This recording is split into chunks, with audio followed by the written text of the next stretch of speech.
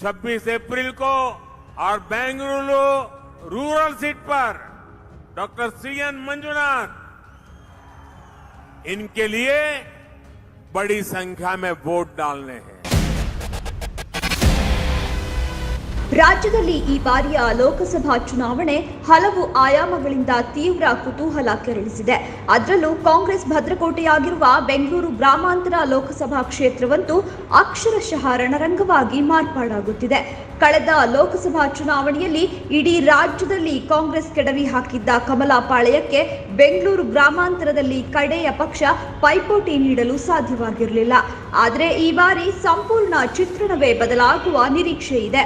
DK brothers ಕೋಟೆ ಕೆಡವಲು master plan ರೂಪಿಸಿರುವ ಮೈತ್ರಿ ಪಕ್ಷಗಳು ಖ್ಯಾತ ವೈದ್ಯರಾದ ಡಾಕ್ಟರ್ ಮಂಜುನಾಥ್ ಅವರನ್ನ ಬಿಜೆಪಿಯಿಂದ ಅಖಾಡಕ್ಕಿಳಿಸಿವೆ.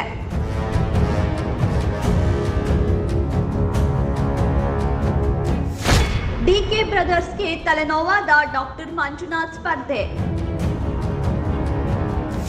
ಕೈ ಭದ್ರಕೋಟೆಯಲ್ಲಿ ಕಮಲ ಅರಳುತ್ತಾ?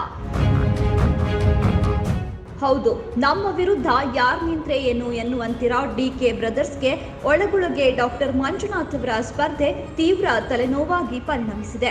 ಮೇಲುನೋಟಕ್ಕೆ ಡಿಕೆ ಬ್ರದರ್ಸ್ ಬೆಂಗಳೂರು ಗ್ರಾಮಾಂತರ ಕ್ಷೇತ್ರದ ಮೇಲೆ ಪ್ರಬಲ ಹಿಡಿತ ಹೊಂದಿದ್ದಾರೆ.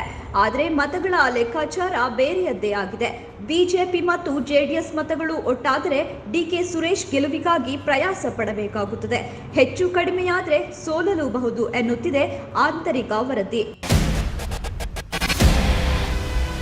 ಇನ್ನು ಬಿಜೆಪಿ ಜೆಡಿಎಸ್ ಮತಗಳಷ್ಟೇ ಅಲ್ಲದೆ ಸಮಾಜ ಸೇವೆಯಿಂದಲೇ ಜನರ ಹೃದಯ ಗೆದ್ದಿರುವ ಸಹೃದಯಿ ವೈದ್ಯ ಡಾಕ್ಟರ್ ಮಂಜುನಾಥ್ ಅವರ ವರ್ಚಸ್ಸಿನ ಜೊತೆಗೆ ಮೋದಿ ನಾಮಬಲ, ಸಿಪಿ ಯೋಗೇಶ್ವರ್ ಹಾಗೂ ಮುನಿರತ್ನ ಅವರ ಬೆಂಬಲದ ಸಹಾಯದಿಂದ ಈ ಬಾರಿ ಡಿಕೆ ಸಹೋದರರ ಕೋಟೆ ಕೆಡವಲು ಮೈತ್ರಿ ಪಕ್ಷಗಳು ರಣತಂತ್ರ ರೂಪಿಸಿವೆ.